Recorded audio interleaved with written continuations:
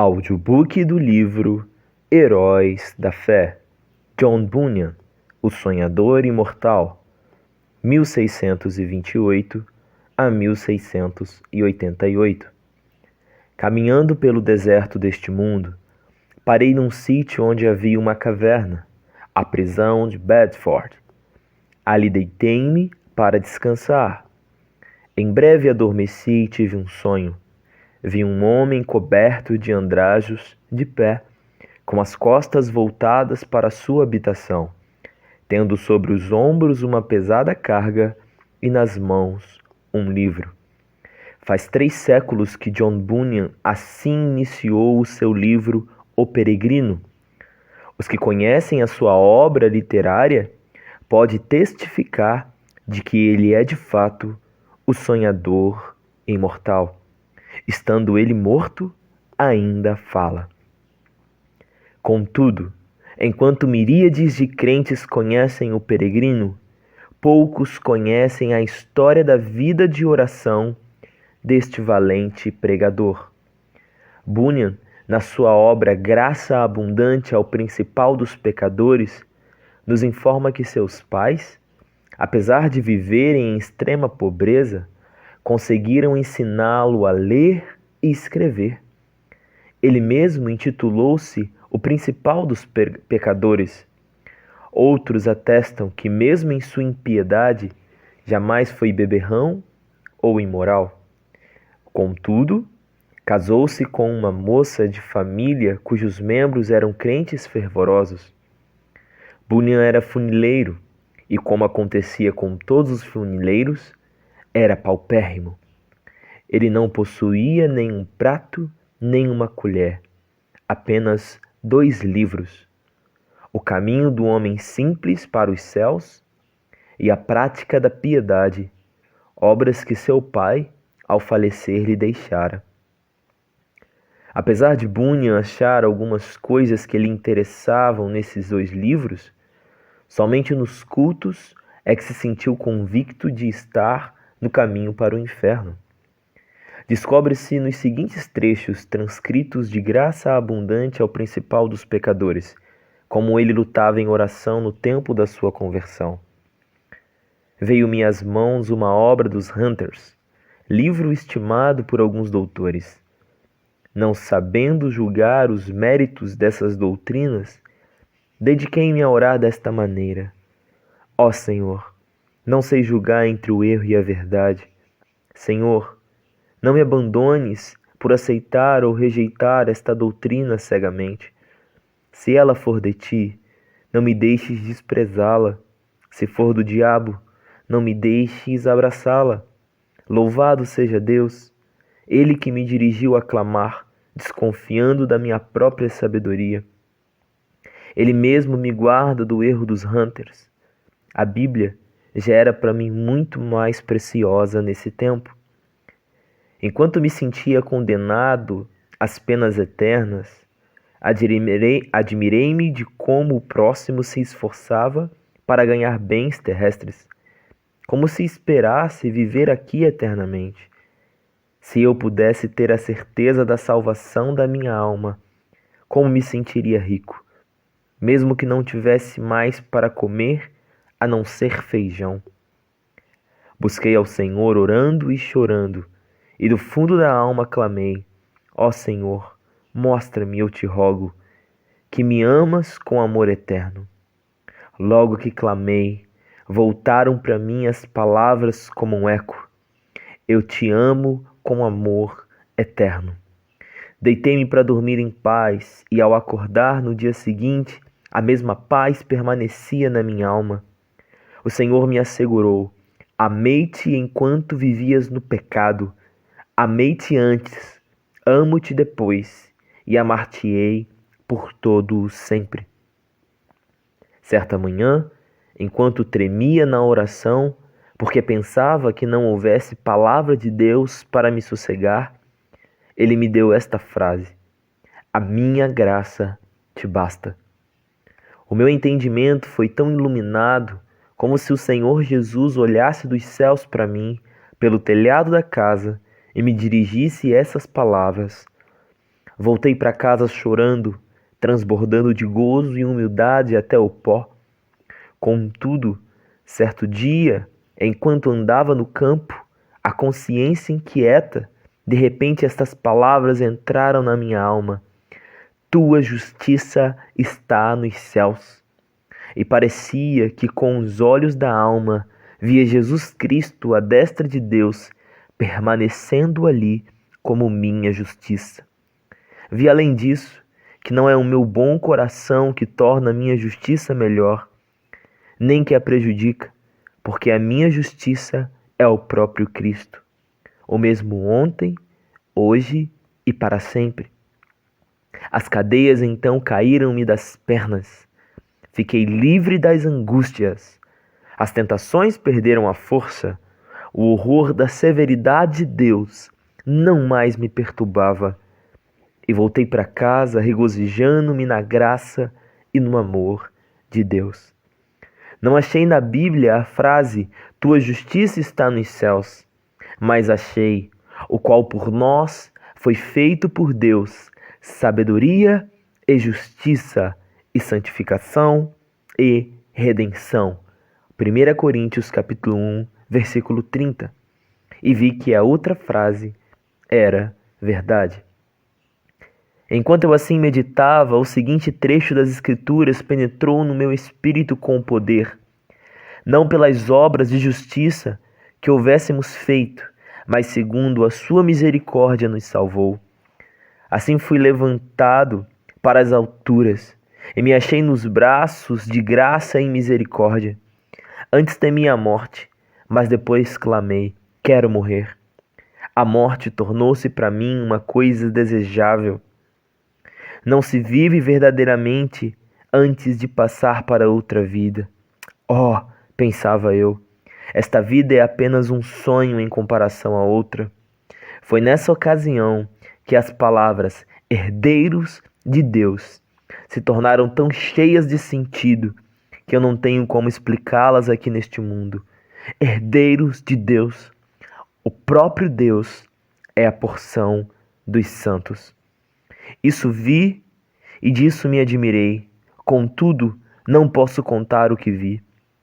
Cristo era um Cristo precioso na minha alma. Era o meu gozo.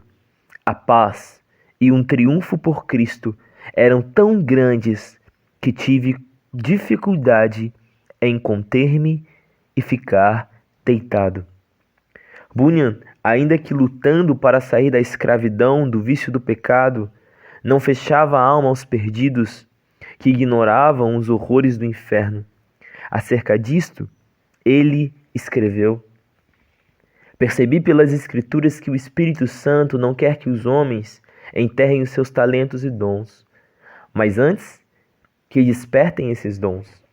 Dou graças a Deus por me haver concedido uma medida de estranha compaixão pela alma do próximo, e me enviou a esforçar-me grandemente para falar uma palavra que Deus pudesse usar para apoderar-se da consciência e despertá-la.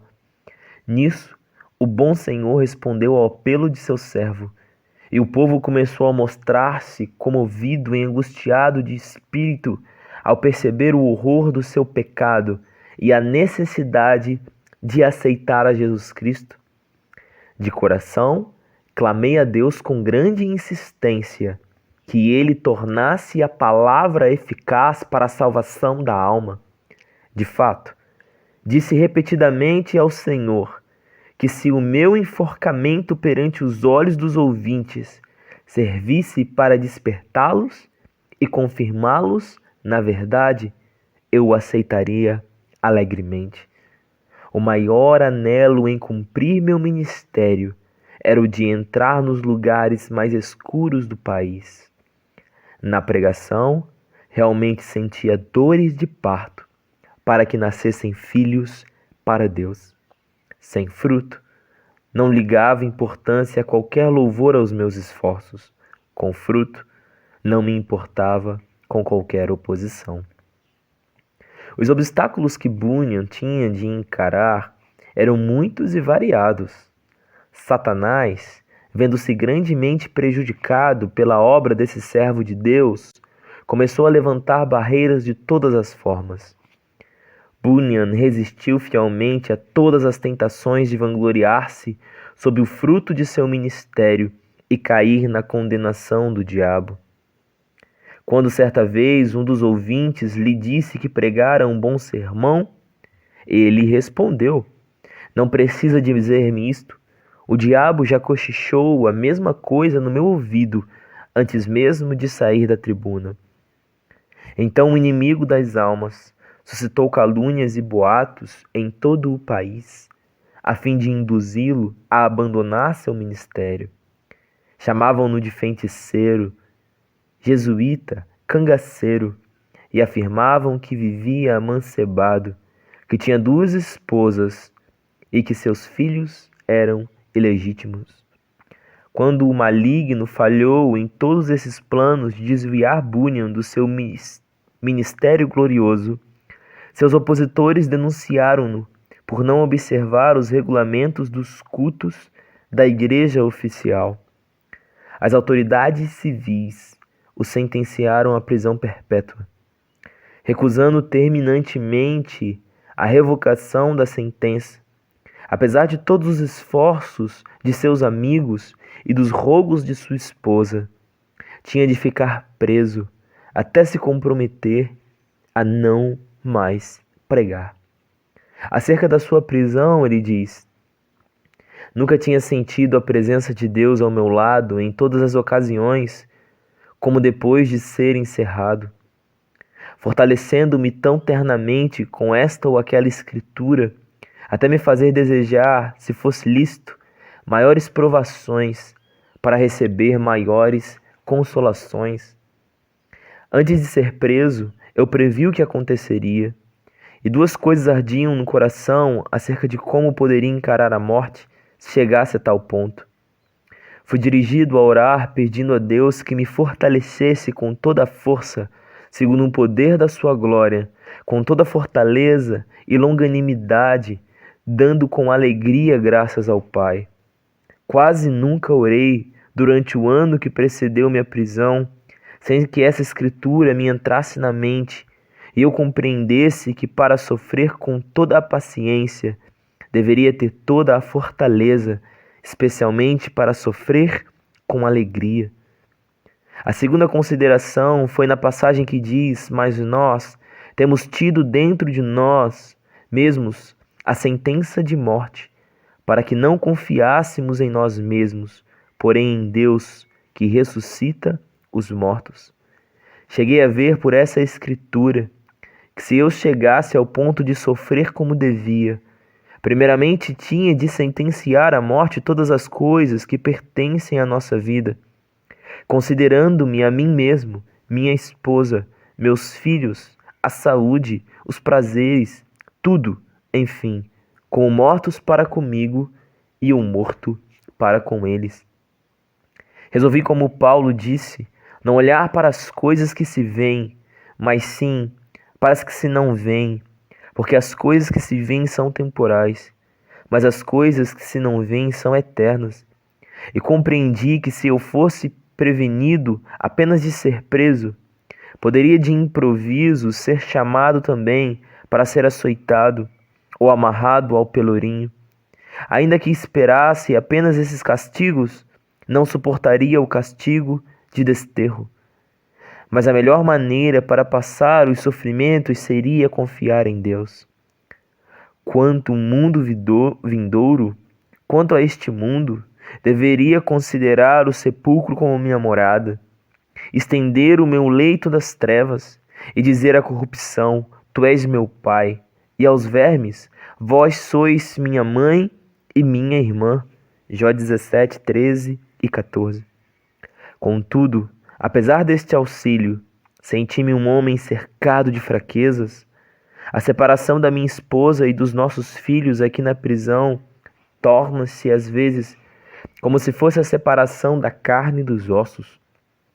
E isso não somente porque me lembro das tribulações e misérias que meus queridos têm de sofrer, especialmente a minha filhinha cega. Minha pobre filha, quão triste é a tua porção neste mundo. Serás maltratada, pedirás esmolas, Passarás fome, frio, nudez e outras calamidades. Ó, os sofrimentos da minha ceguinha quebrar-me-iam o coração aos pedaços. Eu meditava muito também sobre o horror ao inferno dos que temiam a cruz a ponto de se recusarem a glorificar a Cristo, suas palavras e leis perante os filhos dos homens.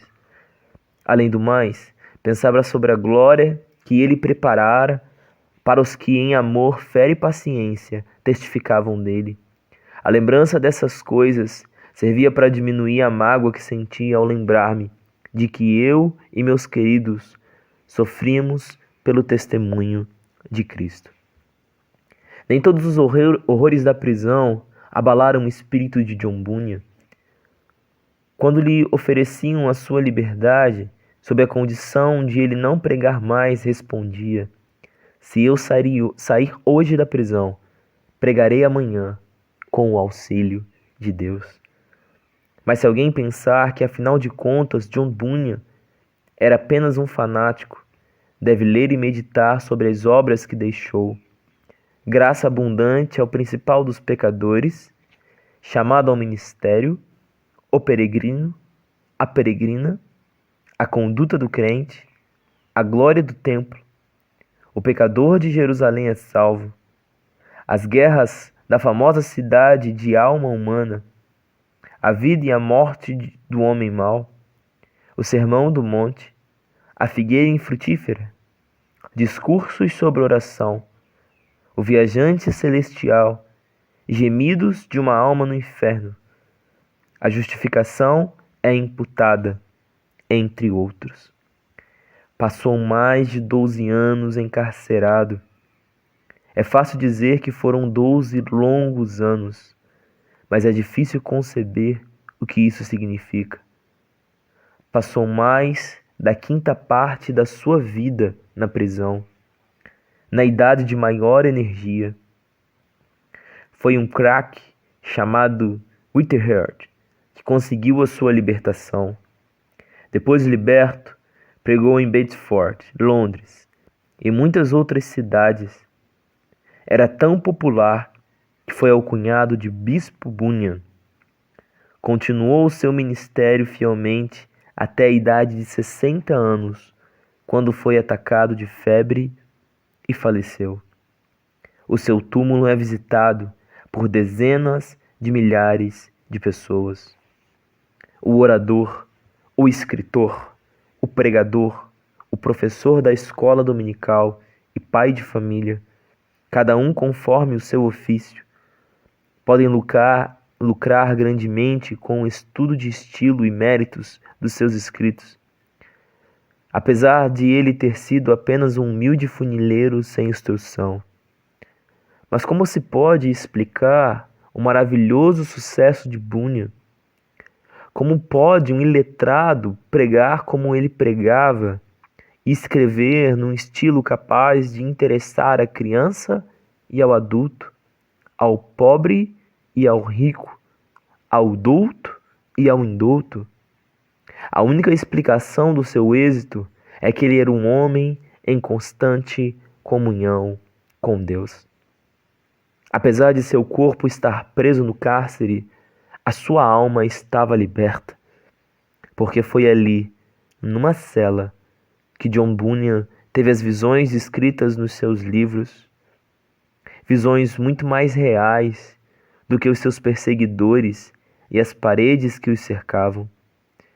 Depois de desaparecerem os perseguidores da terra e as paredes virarem pó, o que Bunyan escreveu continua a iluminar e alegrar todas as terras e gerações.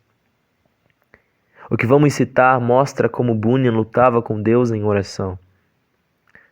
Há na oração o ato de desvelar a própria pessoa, de abrir o coração perante Deus, de derramar afetuosamente a alma em pedidos, suspiros e gemidos. Senhor, disse Davi, diante de ti está todo o meu desejo e o meu gemido não te é oculto. Salmos 38:9.